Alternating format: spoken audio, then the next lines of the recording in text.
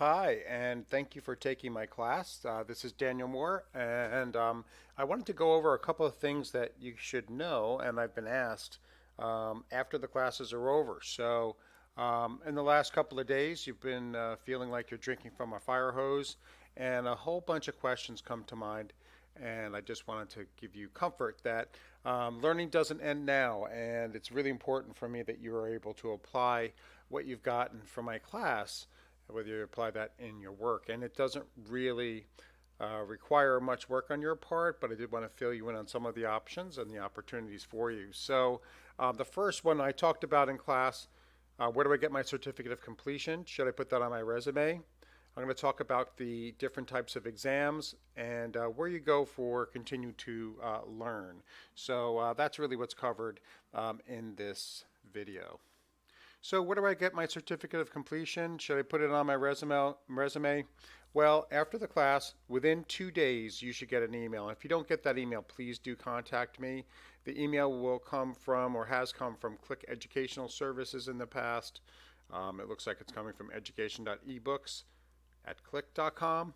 And that also can be used for your proof of attendance. In order to get the proof of attendance and the certificate of completion, there's a very quick survey that you need to fill out. It's just multiple choice, and I'll even help you with a cheat sheet that will tell you how to get that questionnaire correct.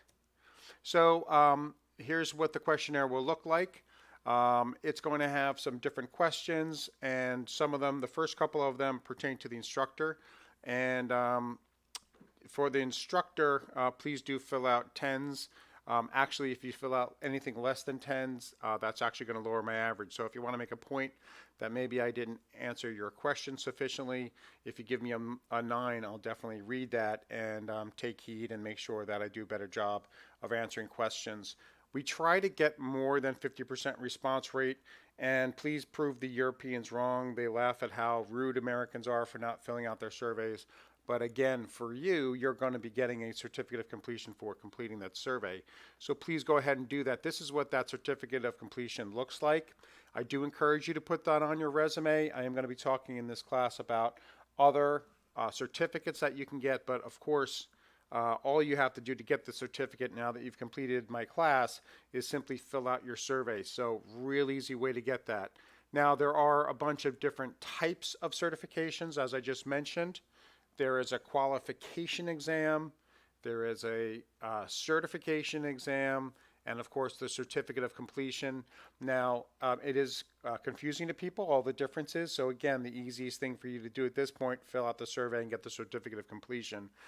There is a lot of confusion out there. Just put that certificate of completion on your resume while you work at the other certificates. The second easiest one to get is the qualification exam.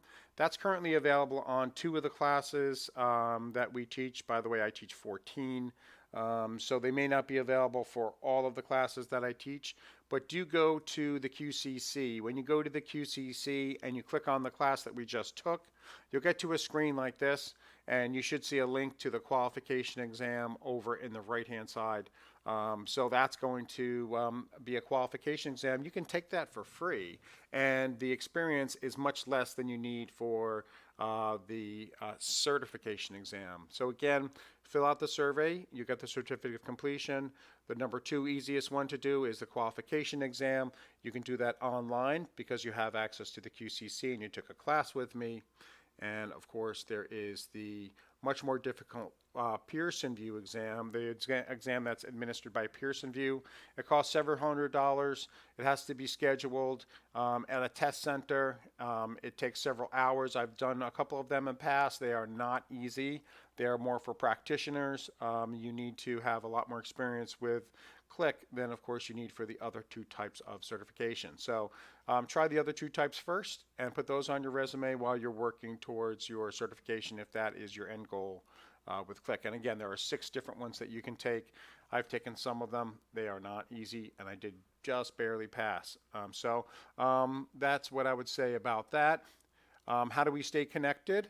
Many of you have linked in with me. I'm linked to over 1,000 people that are Qlik resources, so you'll be in good company if we do link in together. So just drop me a note, say I was in your class. I'll be happy to link in with you so we can stay connected.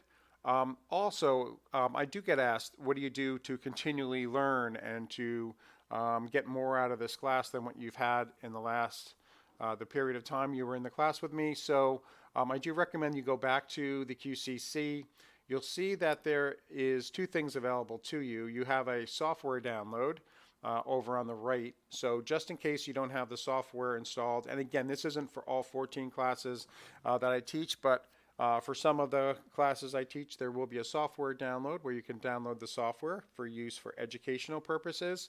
And with that software download, you don't need to fill out any forms, you don't need to pay any money. That's available to you to download and try out. The example files for this class are available in the student files folder. So those example files will be the solution files if we provide them, and any of the demo and other educational files will be available in the student files folder. That's the second folder there. So two things that are very helpful to get. Of course, there are quizzes online as well. And of course, there's the certification exam again. So you have that available to you. Some other ideas of where to go for help. Oftentimes you'll be working on a project and you don't know where to turn. I do recommend community.qlik.com, community.qlik.com, right here. That's a place that you can go to get information from others. Oftentimes if you Google something, you'll end up either on the community or on the online help. Online help is available through all of the products as well, and it's contextual, so it's context sensitive. All right, so community is something that you want to check out. If you're looking for some ideas on projects that you can build and maybe use some of them, I like to go to demo.qlik.com.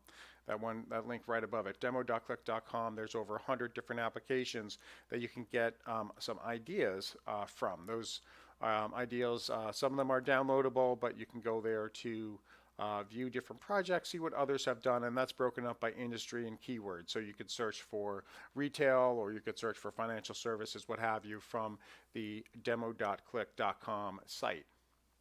I wanted to give you this slide as well. This slide is just the ecosystem slide, we call it, but it just gives you the range of classes that you can take.